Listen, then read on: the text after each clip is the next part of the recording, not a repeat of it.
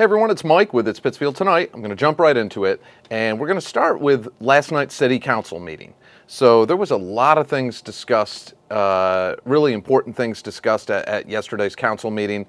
The re-implementation of the pilot program for body cameras for the Pittsfield Police Department, the cell tower issue in Ward 4, and one of the teachers, Lisa Ostolino, one of the teachers at PHS, the art teachers, spoke up and continued the conversation about trying to figure out what exactly happened with the breakdown in communication with the situation with the floors at PHS and Taconic, which caused them to do an emergency closing and send the students and staff home.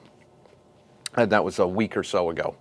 So let's start with let's start with that. Let's start with the open comment section. So Lisa got up and spoke during the public speaking comment section for 3 minutes. She could have used a lot more than that, but it was pretty interesting to hear what she had to say. She talked about how this same scenario arose again, or before, I'm sorry, 6 years ago. So basically what happened is the city, I guess, had contractors in there that were refinishing the gymnasium floors while school was open at both high schools. And the fumes from the materials they were using to refinish the floor caused people to get headaches, sick, nauseous, throwing up. And it got so bad that they ended up on the second day, I believe, doing an emergency closing of the schools and sending the students home till they could try to figure out how to aerate this, get fresh air in there, and it created a massive problem. And as Ms. Ostolino said, this is something that happened 6 years ago. They were told it wouldn't happen again. There were concerns when it happened before, and it happened again. Lisa Ostolino did a great interview with WAMC, which I mentioned in my last video, and put the links to that in the comment section of that video, which I will do on this video as well. And you can listen to that interview that she did with Josh Landis, and it pretty much in detail explained what had happened. And then Josh Landis at WAMC did a follow-up with Mayor Tyre where she labeled it a mistake. And I also thought that was kind of odd, calling it a mistake.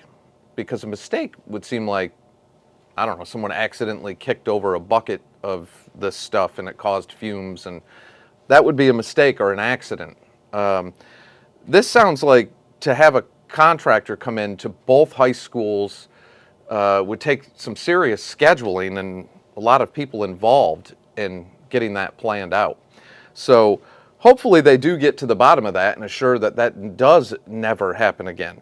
But I'm going to reach out to Lisa and see, Lisa Ostolino, and see if I can get an interview with her. I'll be sending her a message sometime this morning and seeing if I can get that scheduled. So that was an interesting part of the open speaking. A lot of people got up and spoke about the cell tower situation in Ward 4 off Alma Street. Alma Street or Alma Ave? Alma Street, I believe. And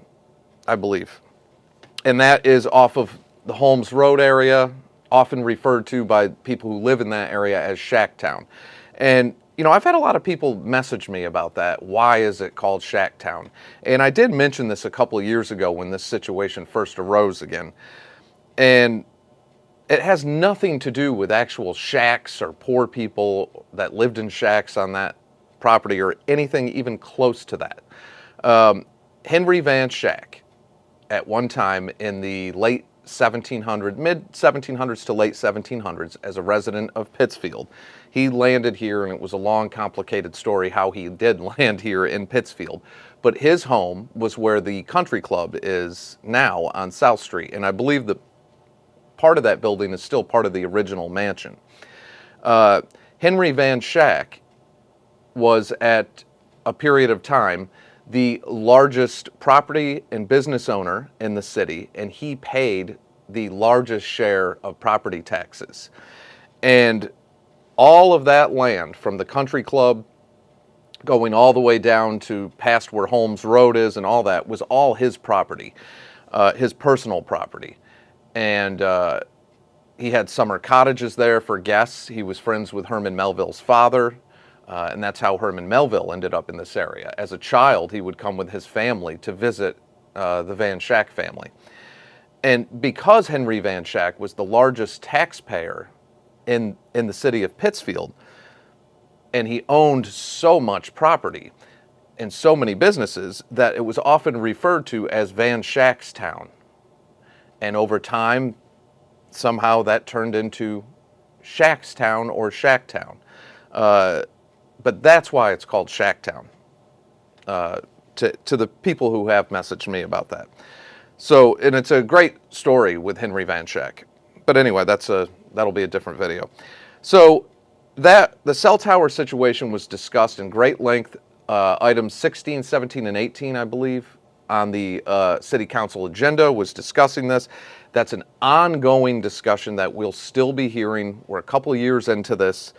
It started with a permitting process and notification process before the tower went up, and then it turned into health concerns from some of the residents. It's been an ongoing war with that. And I think the biggest part of it is, what people were mentioning during the public speaking segment is, why won't the mayor address them, acknowledge them, work with them, come out and say something?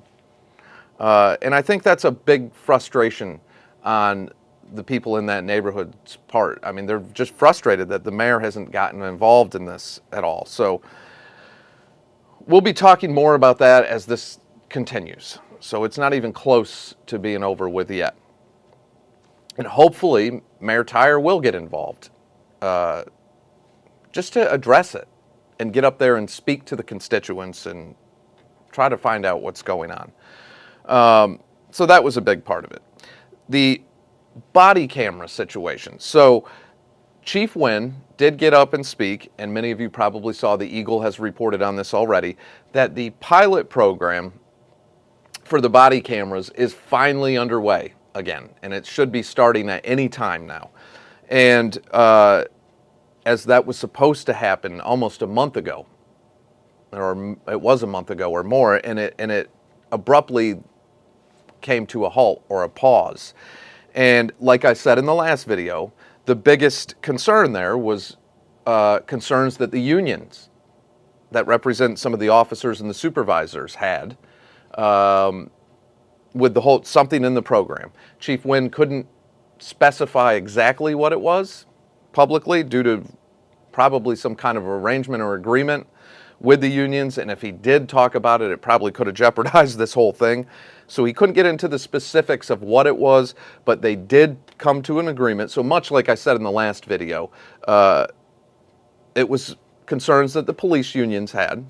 They've come to an agreement on that, and the program will be moving forward. There's some grants involved that they received from the state, a grant in the amount of $166,000 that will get this underway. And he talked about that. The specifics of that, I believe, the cost of this is going to be about $185,000, roughly, after the program is up and going. The biggest expense with all this is not the cameras themselves and the equipment. It's the data, the storage of the data, the retrieval of the data, all that. That is a big job and expensive. So the $166,000 grant will cover 2 payments of this. So basically, the first payment will be $106,515, and the second payment would be $185,039. So there will be a difference there of whatever's left over of about 15,000, something like that, 15 to 20,000, that the chief will have to go in front of the council for, to ask for them to take from free cash. It sounded like funding for this could potentially be a problem. There were some concerns. I'm just saying that from my opinion, some of the counselors were asking the chief, well, you can find it in your budget, right? That was a little concerning. because we already, one of the last meetings, I forget what the topic was, and one of our counselors talked about, I think it was our Ward 6 counselor, Dina Lampiazzi, and one of the phrases she used is, you get what you pay for. And I don't really want to use that towards the police department or the police officers, but we have some of the lower paid officers in the state. And right now in the country, you have a huge movement where a lot of people with their anti-police organizations and defund the police, and we've seen a lot of that. And, that is a concern, because I don't want to say you get what you pay for, but we have a problem retaining officers in Pittsfield because they can go through the academy, they can get the training necessary, and then it's easy for them to get a job at another department. All police departments, for the most part, are hiring. And they can get more pay and less stress. And that's what happens. It's just like what we see with our teachers. It's very difficult to retain the best of the best when you can't be competitive in pay. And that is an issue. So with the body camera issue, I hope that the city council, when it does come to them, that they approve funding for this, because this is something we've all been waiting on. And the pilot program will be starting. It could be starting today for all I know, but it's going to start at any time. They'll be working mainly, there's two companies, but it looks like Axon is the one that they'll be working with. Just from what little research I've done, I think they are the most popular company in that market. And it'll be 2 officers per shift during the pilot program that will be wearing the body cameras. And the pilot program will continue till, Chief Wynn said, probably around March, or until all 90 cameras are acquired by the PPD and they can outfit all the officers. Another thing that Counselor Persip asked, or maybe it was Counselor Cavey, how many sworn officers do we have? And right now it's between 87 and 88.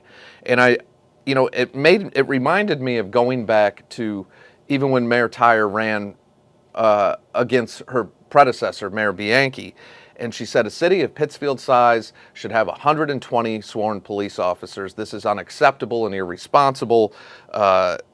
That 87 to 88 is less than we had when she took office. Have we ever had 120 police officers, even at the height of our population? I don't think so. I don't think we've ever even been close to that. But again, that was more campaign rhetoric than anything.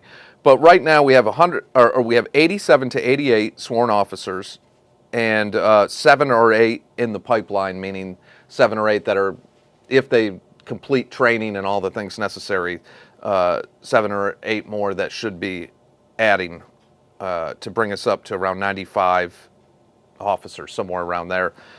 But that takes some time too. So anyway, end of story on that is the pilot program will be starting. 2 officers per shift will be wearing these body cameras. And the pilot program will continue till most likely around March, till all the cameras are acquired, that 90 cameras are acquired, and everything is in place. So that was great news to hear that's finally on the way, and whatever concerns the unions had have been worked out. The last but not least that I definitely want to mention is a situation with homelessness and panhandling. And many of you know I talk about this a lot. I try to do as much as I can this Thanksgiving. I bought quite a few turkeys for local organizations and for people and things like that. I try to do as much as I can personally. And it's a very sad situation.